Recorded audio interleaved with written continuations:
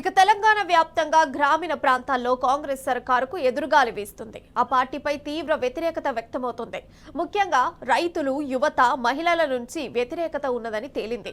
ఇప్పటికిప్పుడు స్థానిక ఎన్నికలు జరిగితే కాంగ్రెస్ ఘోరంగా దెబ్బతింటుందని తేలింది. స్థానిక సంస్థల ఎన్నికలకు వెళ్లాలనే ఉద్దేశంతో ఇటీవల కాంగ్రెస్ నిర్వహించిన సర్వేలో ఆ పార్టీ నేతలకు కండ్లు బైర్లు కమ్మే చేదు నిజం వెల్లడైంది. గ్రామీణ ఓటర్లలో 60% మంది కాంగ్రెస్ ప్రభుత్వంపై అసంతృప్తిని వ్యక్తం చేసినట్టు తెలిసింది.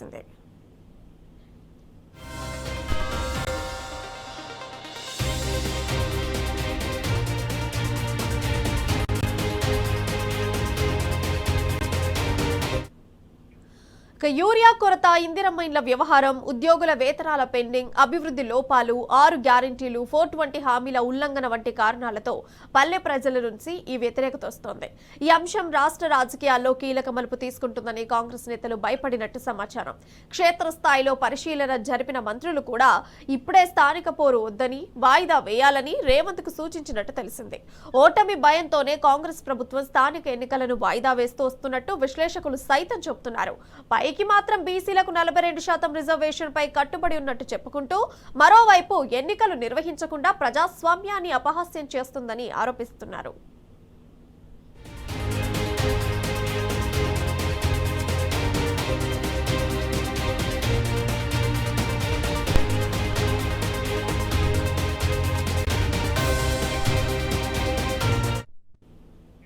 ప్రస్తుతం తెలంగాణలో స్థానిక సంస్థలకు సంబంధించి 1,28,00,000 మంది ఓటర్లున్నారు.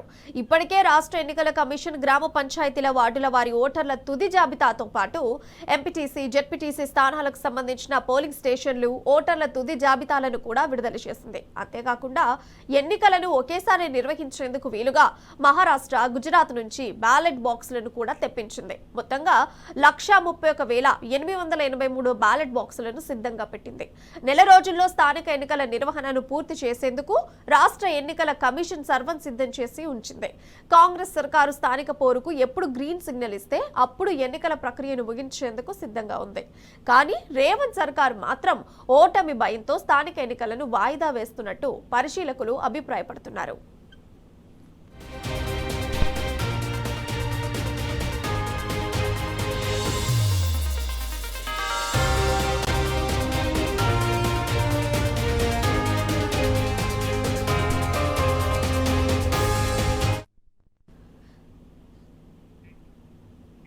ఇక ఈ అంశానికి సంబంధించిన సమాచారం మా ప్రతినిధి ప్రదీప్ ఫోన్ల ద్వారా అందజేస్తారు.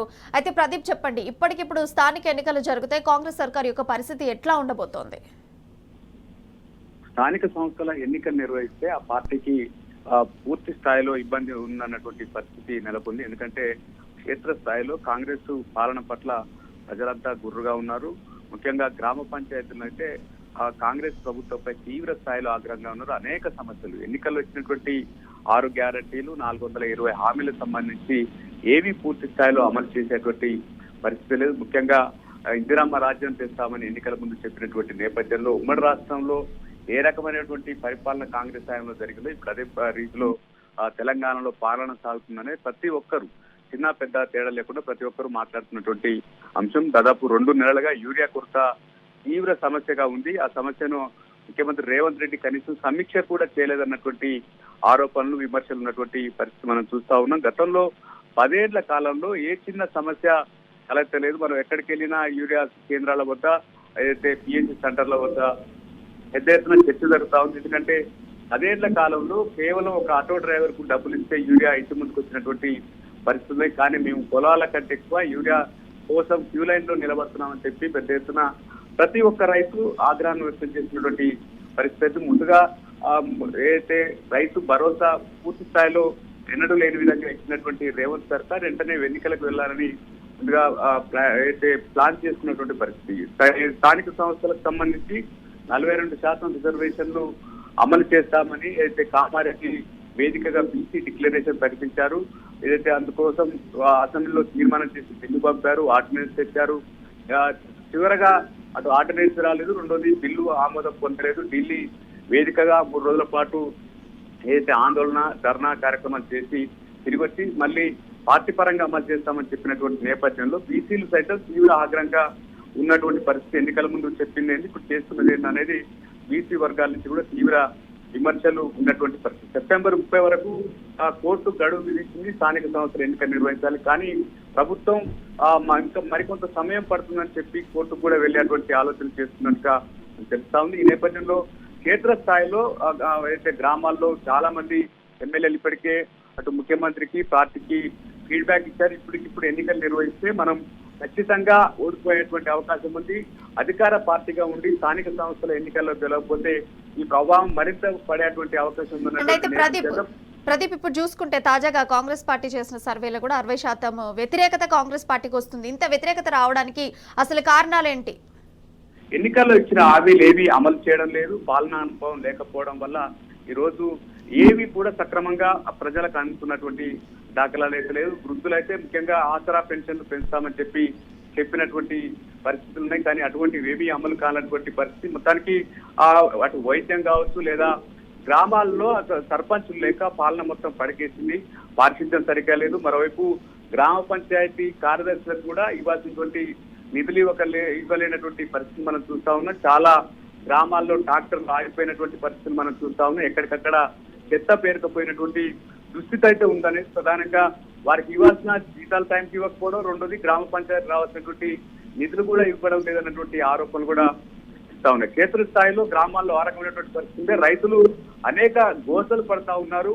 సమైక్య రాష్ట్రంలో ఏ రకమైనటువంటి ఇబ్బందులు ఆనాడు ఎరువులు విత్తనాల కోసం యూరియా కోసం ఏ రకమైనటువంటి క్యూ లైన్లు ఉన్నటువంటి పరిస్థితులు ఉన్నాయి. ఇప్పుడు కూడా అదే పరిస్థితులు పునరావృతం అవుతుండడంతో క్షేత్రస్థాయిలో కాంగ్రెస్ అట్లా తీవ్రమైనటువంటి వ్యతిరేకత ఉంది. అటు గ్రామాల్లోనే కాకుండా ఇటు పట్టణాల్లో కూడా పూర్తిగా ఏదైతే రియల్ ఎస్టేట్ రంగం మొత్తం కుదేలైనటువంటి నేపథ్యం ఉంది. ఎందుకంటే ఆ హైడ్రా అనేది అంశం తీసుకొచ్చారు. హైడ్రా పేరుతో చాలా మందిని భయభ్రాంతులకు గుర్తు చేసిన నేపథ్యంలో అటు పట్టణాల్లో కావచ్చు ఇటు గ్రామాల్లో కావచ్చు తీవ్ర స్థాయిలో వ్యతిరేకత అయితే ఉన్నటువంటి పరిస్థితి. మొత్తం 12,760 గ్రామ పంచాయతీలు ఉన్నాయి. అదేవిధంగా 5,367 ఎంపీటీసీ స్థానాలు ఉన్నాయి. ముఖ్యంగా ఈ అయితే పార్టీ పరంగా ఎంపీ స్థానాలకు సంబంధించి పార్టీ పరంగా జడ్పీ స్థానాల పార్టీ పరంగా ఎన్నికలకు వెళ్తే కాంగ్రెస్ పార్టీ ఎక్కడ కూడా గెలిచేటువంటి పరిస్థితి లేదు. చాలా మంది స్థానిక నాయకత్వం ఏదైతే స్థానిక సంస్థల ఎన్నికల్లో పోటీ చేసి ఏదైనా పదవులు దక్కించుకోవాలన్నటువంటి ఆశగా ఉన్నటువంటి కాంగ్రెస్ క్యాడర్ ఇప్పుడు పోటీ చేయడానికైతే